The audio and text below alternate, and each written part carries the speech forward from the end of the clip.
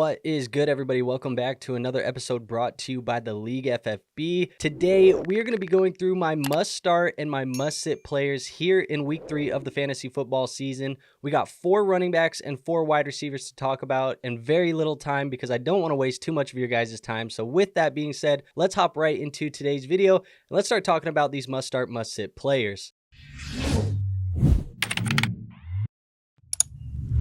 So the first player that I want to talk about as a must-start at the wide receiver position, it is going to be Chris Olave of the New Orleans Saints, and he gets a matchup here this week against the Philadelphia Eagles. Now, last week, Olave was 1 yard away from a much larger fantasy football day, but he still finished with 4 receptions on 6 targets for 81 yards. This Philly defense gave up an average of 41.8 fantasy points to the wide receiver position over the last 2 weeks of the NFL season, which is the second most in the NFL. Now, I know Olave hasn't had the big day yet. As I said, it was close to a big one there in week 2. He was tackled on the 1 yard line, and he hasn't necessarily performed for us as a wide receiver 1 for fantasy football teams. But this week, this feels like it's going to be the week that Chris Olave is set up for a huge day for fantasy football purposes. Not to mention, this game also has the second highest game total of the weekend, with the New Orleans Saints as 2.5-point favorites, meaning we're expecting a lot of points and a very close and competitive game. Now, that being said, if you're thinking about throwing Chris Olave into your lineups here in week 3, I would be looking at him as a low-end wide receiver 1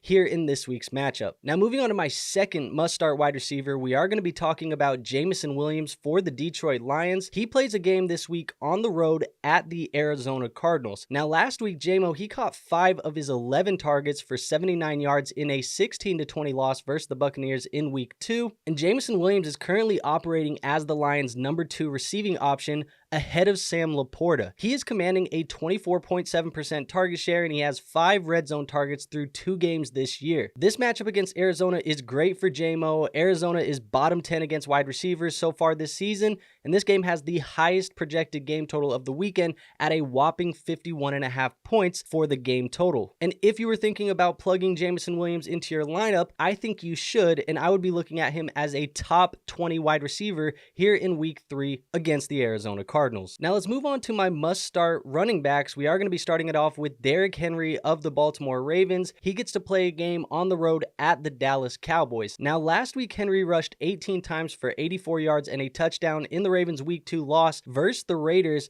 A very shocking loss. People didn't really expect the Raiders because they were very heavy underdogs in that matchup, but the Ravens, they did lose anyways. Henry also hauled in his only target for about 12 yards in this one as well. But the reason why we're targeting this Dallas matchup is because Dallas is currently ranked 32nd against fantasy football running backs. After they gave up a very big week to Alvin Kamara there in week 2 and a decent week against Jerome Ford there in week 1, which, by the way, we did tell you to start Alvin Kamara last week, so hopefully you listened. I'm okay with us continuing to target this Dallas rushing defense until we see them stop the run effectively. Not to mention, you also have a 48.5-point game total and a positive game script for Baltimore in this one. That means that Derrick Henry could be on the goal line here in this matchup multiple times here in week 3. And through 2 weeks, Henry is accounting for about 86.1% of Baltimore's rushing offense, so any worries that you had about Derrick Henry after week 1's game in Kansas City, that should be put to rest for now. I think you should be more than comfortable throwing Derrick Henry in your starting lineup here this week, and if you do, think of him as a low-end running back 1 here in this week 3 matchup. And now my last must-start running back, we are going to be talking about Zach Charbonnet for the Seattle Seahawks. He plays a game against the Miami Dolphins, and last week Charbonnet, he tallied 38 rushing yards and a touchdown on 14 carries, and he caught 5 of 5 targets for another 31 yards receiving in a 23-20 overtime win over the Patriots. Now, Charbonnet, he finished as the running back 15 on the week. He was filling in for Kenneth Walker, who did miss some time with an injury here in this game.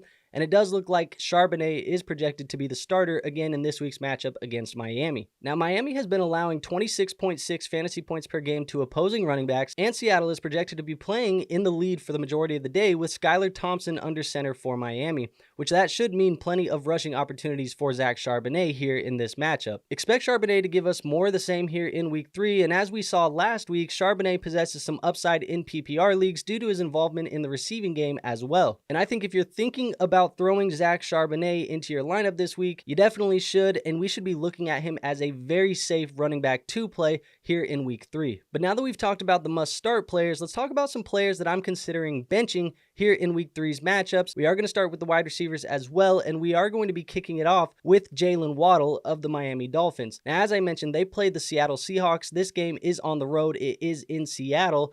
And last week, Waddle caught 4 passes for 41 yards in the Dolphins' Week 2 loss to the Bills. He also had 1 rushing attempt that went for 4 yards as well. This week's matchup for Waddle is going to be rough. The Seahawks, they have been very stingy to fantasy football wide receivers, and they currently rank 3rd in the NFL against the position. And the Dolphins are going to be without starting quarterback Tua Tagovailoa, as I mentioned before. Waddle has already struggled to produce a significant target share this year, working behind both Tyreek Hill and Devon Achane in the receiving game. And now we're expecting that passing volume to come way down for the Miami Dolphins. Not to mention, this is one of the lower projected game totals of the weekend, with the Seahawks being favorites in this one as well. So if you have Jaylen Waddle and you're thinking about playing him this week, I might try and look at some other options, because if you need to play Jaylen Waddle, I think the expectation should really just be a wide receiver 3, maybe a flex type of play only here in week 3. Now moving on to my other wide receiver, we are going to be talking about Jayden Reed of the Green Bay Packers. They play a game on the road at the Tennessee Titans, and last week Reed caught 2 of 2 targets for 9 yards in the Packers' 16-10 win over the Colts, and he rushed the football twice for 37 yards on the ground. Now obviously Reed, he is a very talented player, but this Packers offense is severely handicapped with Malik Willis under center. Now there have been rumors floating around about Love potentially playing this week, but to me it kind of feels more like a pipe dream and not necessarily something that is likely to happen. Now obviously if Jordan Love is under center, my whole outlook on this take will change, but for now I'm projecting Malik Willis to be the starting quarterback, and Vegas is projecting this game to be slow and low scoring with a 37.5 point game total, which would be the second lowest of the weekend. And that doesn't even account for the fact that Jayden Reed is also a little bit banged up as well. So if you're considering throwing Jayden Reed into your lineup, maybe you should be looking at some other options, because this week he is more so a wide receiver 4, maybe just a flex play as well,